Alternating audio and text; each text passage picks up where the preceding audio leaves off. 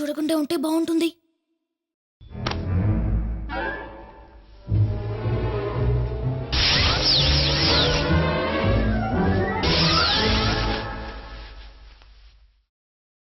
హనుమా,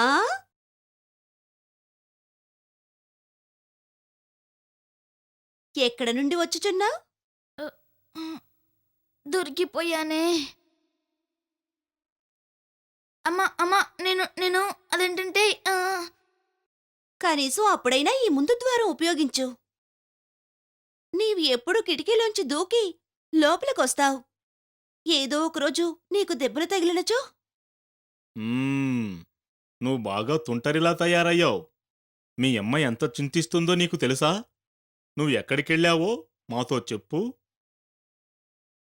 ప్రభు, పర్వాలేదు, మీరతన్ని ప్రశ్నించకండి. ప్రియా, ఏంటి నేనేం చేశాను? ముందతన్ని ఏదో ఒకటి తిననివ్వండి. రా రా బాబూ, వచ్చి ఏవైనా తిను.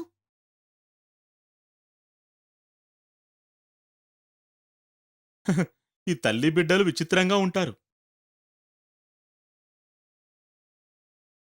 బాగా ఆకలి మీదున్నావు కదు బాబూ. ఈ పండ్లు పలహారములు అన్నీ నీకోసమే పెట్టాను. ఇదిగో బాబూ, తిను.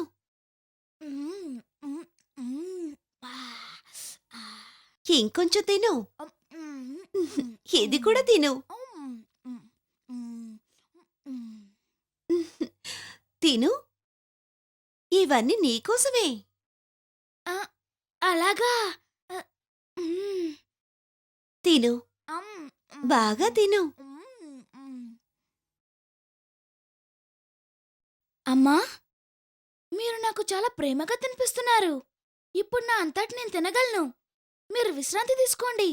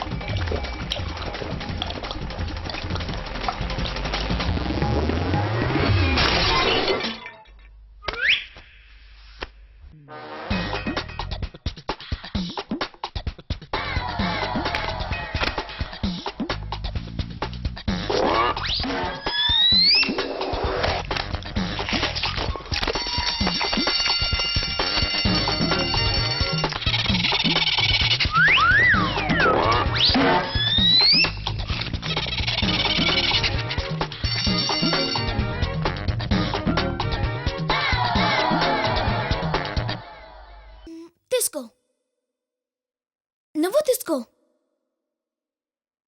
నిజంగా మీరు కూడా ఎక్కువే తింటున్నారు.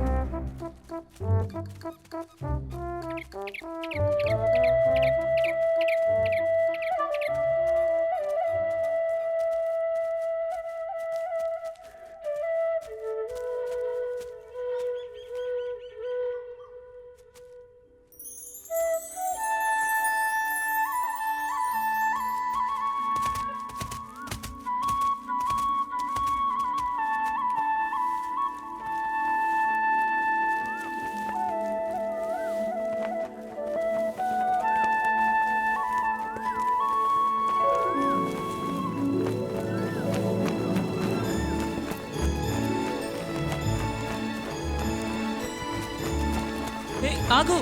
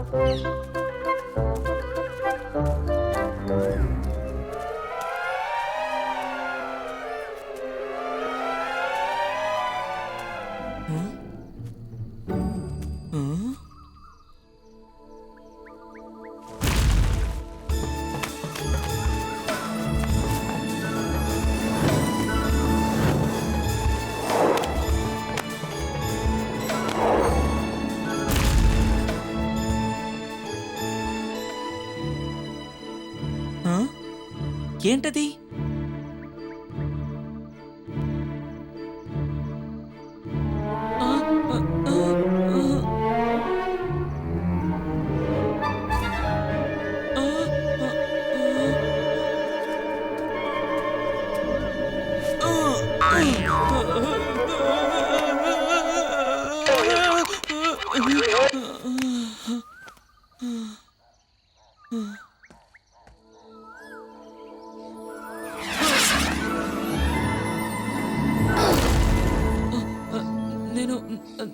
నేను కూడా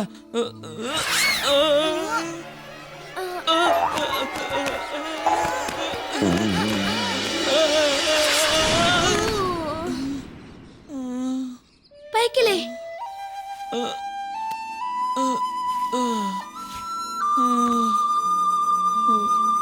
ఆగు.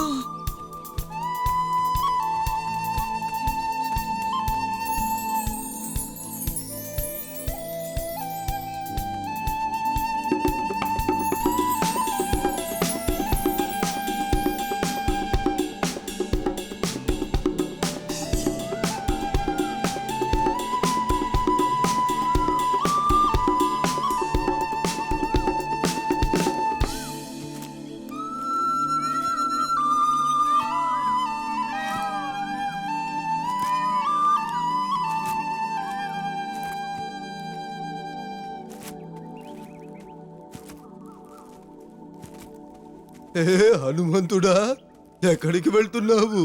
ఈరోజు పళ్ళని తింటూ కథలు వినాలని లేదా నీకు? లేదు, ఇవాళ వద్దు. ఇవాళ మేము ముఖ్యమైన పని మీద ఆశ్రమానికి వెళ్తున్నాం. ఆశ్రమానిక? ఎందుకు? అక్కడ కొన్ని ఏనుగులు బీభత్సం చేస్తున్నాయని విన్నాను. ఏంటి, నిజమే కదా?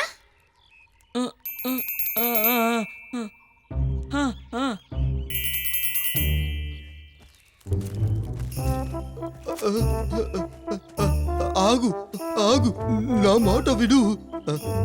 చూడు చూడు హనుమంతుడా, ఏనుగలు పులులతో ఆడుకోకూడదు.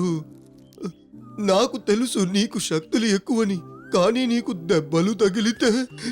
అరే, హనుమంతుడు మన దగ్గర ఉన్నాడంటే మనం భయపడాల్సిన అవసరమే లేదు. హనుమంతుడికి శక్తులు ఎక్కువ, కానీ అతని అల్లరితనం కారణంగా ఋషుల శాపానికి గురవకూడదు కదా.